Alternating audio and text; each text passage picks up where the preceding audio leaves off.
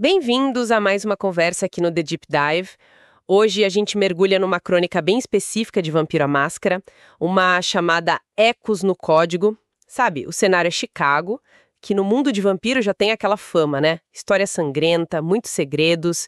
E a nossa base para essa conversa é um material que descreve essa história meio que em capítulos, sabe? Sugere umas 6 a 8 sessões de jogo e termina com um gancho, assim, bem forte. Exato. E a nossa ideia aqui é desvendar mesmo os pontos-chave dessa trama. É uma mistura interessante, né? Tem intriga política dos vampiros, tem horror meio clínico, quase científico, espionagem com tecnologia de ponta e, claro, necromancia. Só que de um jeito bem moderno. O foco é um personagem chamado Kobe. Figura central, parece que é recata ou talvez caitiff. Não fica claro no começo. E ele tá ali, ó, na linha tênue entre tecnologia médica super avançada e o mundo dos mortos.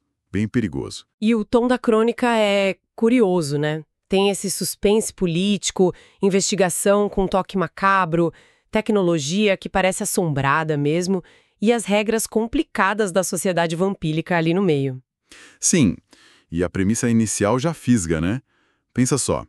Os servidores de uma empresa de tecnologia médica, a Kobe Vitali, do próprio Kobe, começam a soltar uns sussurros, fantasmagóricos mesmo, vozes de gente morta que só ele ouve. E para piorar, uma dessas vozes é de uma paciente que morreu ali na empresa, poucos dias antes. Isso já dá um clima, assim, bem pesado logo de cara. Totalmente. Bom, vamos então explorar isso capítulo por capítulo. O primeiro se chama Silêncio Residual. É onde o Kobe percebe essas vozes nos servidores, frases soltas, sussurradas e o detalhe, só ele escuta. E a conexão com a paciente morta recente só aumenta o mistério, né? Com certeza. E aí já começam os conflitos. Primeiro tem o que o material chama de Pacto com os Mortos, que é um dos pilares do Kobe. Para quem não está familiarizado com o V5, pilares são tipo convicções fortes que ajudam o vampiro a não perder totalmente a humanidade, né? E esse pilar faz ele sentir essa necessidade, quase uma compulsão, de ouvir essas vozes, principalmente as de vítimas que ninguém identificou. Isso já define um dilema moral para ele. E tem a personagem Bruna, a médium, certo? A reação dela quando ouve uma gravação é bem forte. Exato. Ela desmaia, e o texto diz que ela é protegida. Isso já levanta a pulga atrás da orelha. Protegida por quem? Por quê? Sugere que tem mais coisa sobrenatural rolando ali. E para fechar o pacote de problemas iniciais, já aparece um conflito com o Nosferatu, o Phantom.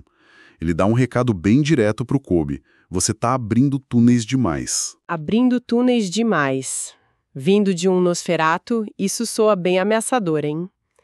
Mostra que mexer com o desconhecido tem preço. E que, bom, outros clãs estão de olho. Essa mistura de horror tecnológico, sabe? Fantasma na máquina, com o sobrenatural mais clássico de vampiro, é o que prende. Junto com esses mistérios logo de cara. Sem dúvida. Aí a gente vai pro episódio 2, As Cinzas de Pilsen. E a coisa fica mais pessoal. E mais sinistra. Um corpo no necrotério, dias depois da morte, volta a sangrar. E o Kobe reconhece. Era a professora dele, uma inspiração antiga. O primeiro pilar dele. Nossa! Além desse choque pessoal, tem mais coisa acontecendo com a tecnologia dele, né? Sim, e aqui a coisa escala de verdade. A aparição, o fantasma, ligado a esse corpo, começa a interagir diretamente com a IA da Mad Kobe, a inteligência artificial da empresa dele, sem comando nenhum. Não são mais só ecos, sabe? É uma influência direta, uma ponte real entre o fantasma e a máquina. E isso força o Kobe a reviver memórias, a questionar a própria missão, a identidade dele como vampiro. E nesse ponto, a política vampírica entra com mais força, imagino. Ah, com certeza. Chega a Priscila Della Noce, uma Hecata, o clã especialista em necromancia, né? Ela chega no necrotério e sente uma quebra no véu. O véu é aquela barreira mística entre o mundo dos vivos e o dos mortos, né? Mexer com isso é coisa séria, principalmente para o Hecata. E ela não tá para brincadeira. Dá um ultimato pro Kobe.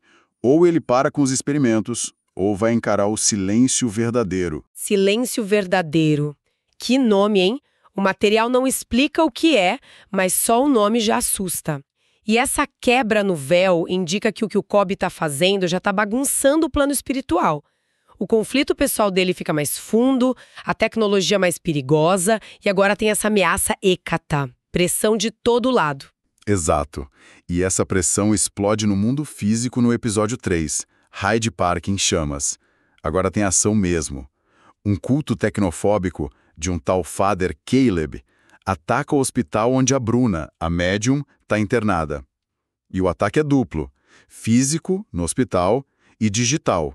Instala um vírus num servidor super importante da Cobb Vitali. E aí as alianças do Cobb são postas à prova, né? Sim. O Lars, um gangrel aliado dele, aquele clã mais selvagem, né, entra em cena para proteger o Cobb e a Bruna. Só que ele faz isso com uma brutalidade que chama atenção. Causou uma cena pública. E isso é um problemão. Pode quebrar a máscara. Aquela lei principal dos vampiros de manter segredo.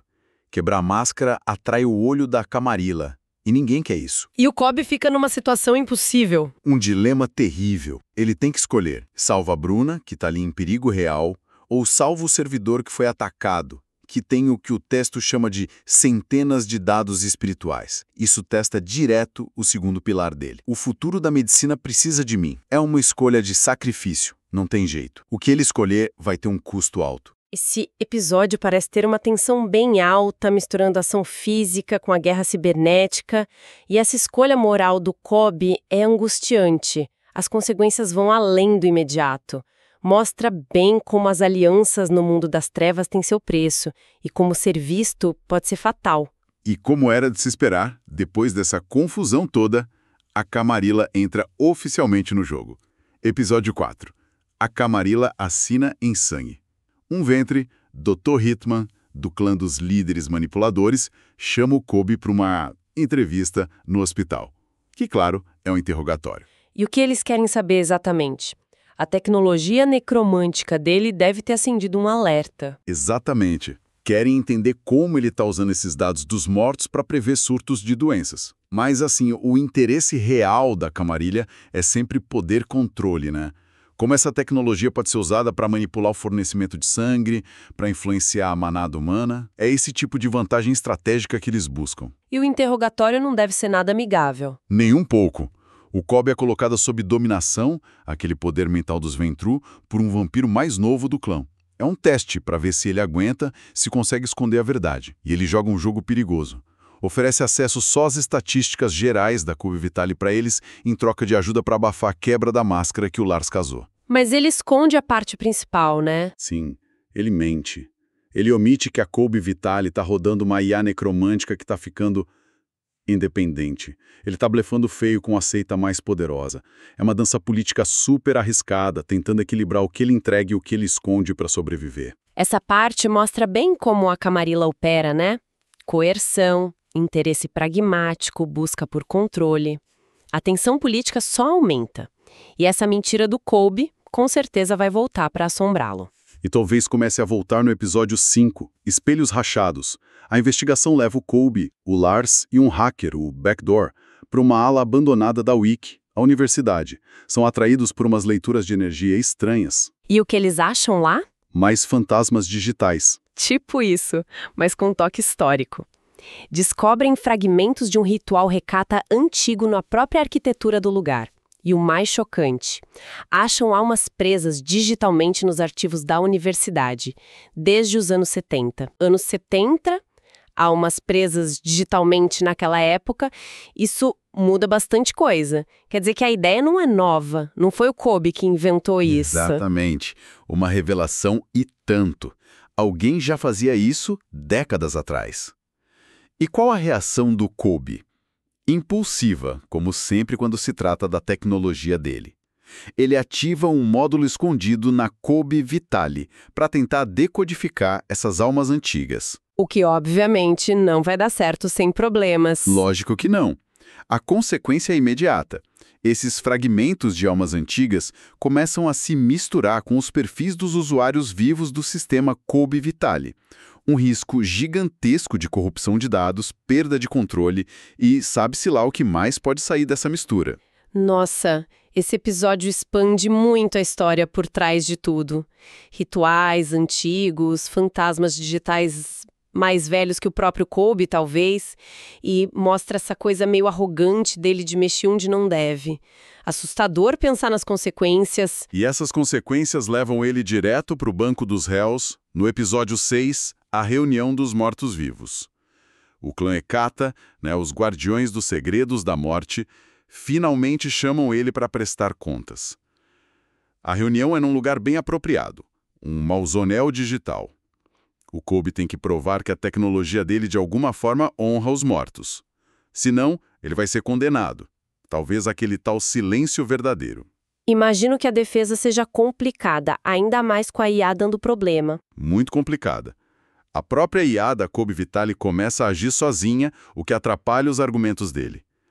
A Priscila Delanossi, aquela Hecata do Ultimato, exige que ele desligue tudo, agora. A tensão deve ser absurda. Mas ele consegue algum tipo de apoio inesperado? Surpreendentemente, sim.